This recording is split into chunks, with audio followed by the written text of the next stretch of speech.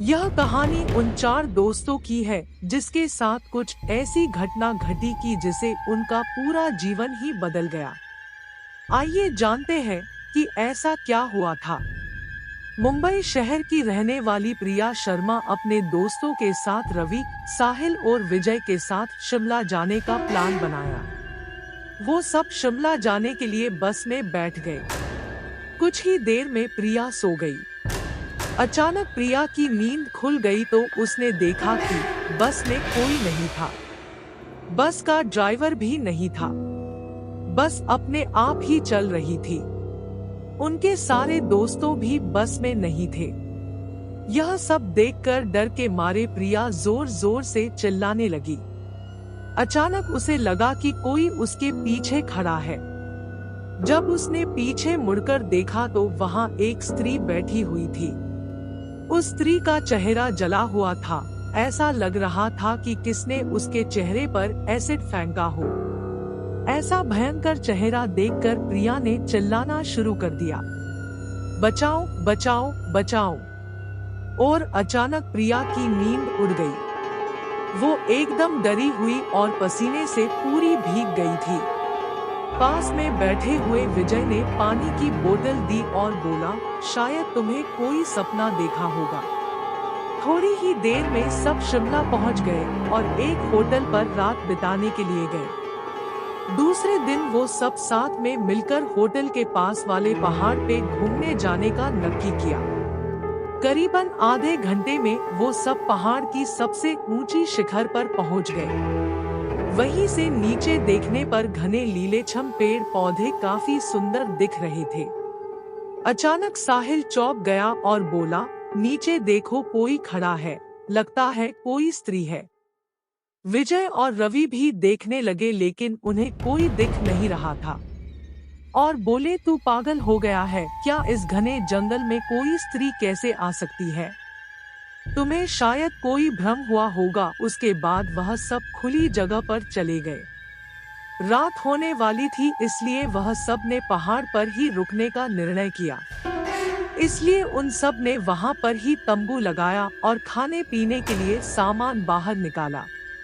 प्रिया की बैग तंबू के बाहर थी इसलिए वह लेने के लिए बाहर गई तो वहां पर उसे किसी की आवाज सुनाई दी।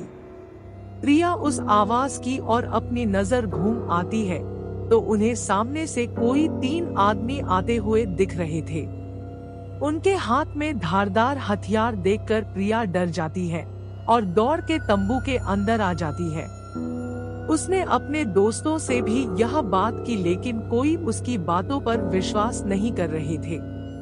प्रिया चिल्लाकर बोली, आप सब पागल हो गए हो क्या? कोई भी मेरी बातों पर भरोसा नहीं कर रहा है।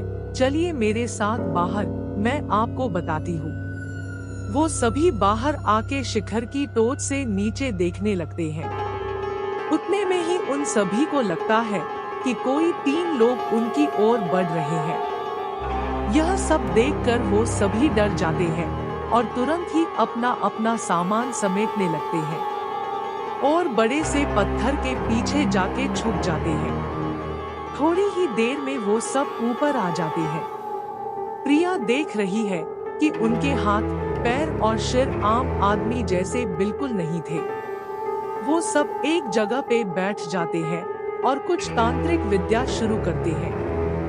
उनमें से एक आदमी अपनी हाथों की उंगली को काट देता है लेकिन अंधेरे की वजह से उन्हें कुछ भी ठीक से दिखाई नहीं देता है। अचानक उन चारों ने देखा कि एक औरत उन आदमियों के बीच में आके लेट जाती है। कोई नहीं जानता कि आखिर वो औरत वहां पे पहुंची कैसे। प्रिया ने कहा, मुझे कुछ समझ नहीं आ रहा है, आखिर यह सब हो क्या रहा है? मुझे बहुत ही डर लग रहा है। एक के बाद एक वो तीनों उस औरत को सूंघने लगे। वहीं पे अचानक उस औरत ने अपनी उंगली उठाई और हमारी तरफ इशारा करने लगी। हम सब डर गई। वो तीनों उस औरत को छोड़कर हमारी ओर बढ़ने लगे। हम सब पहाड़ी से नीचे होटल की ओर दौड़ने लगे।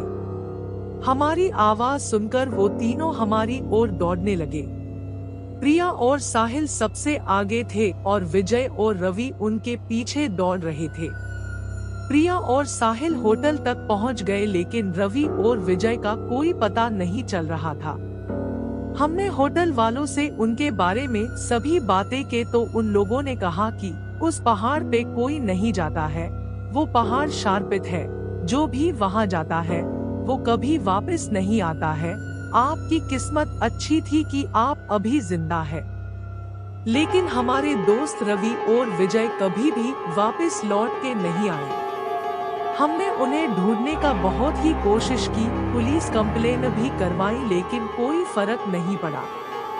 दोस्तों, अगर आपको मेरी यह कहानी पसंद आई हो तो शेयर जरूर करना।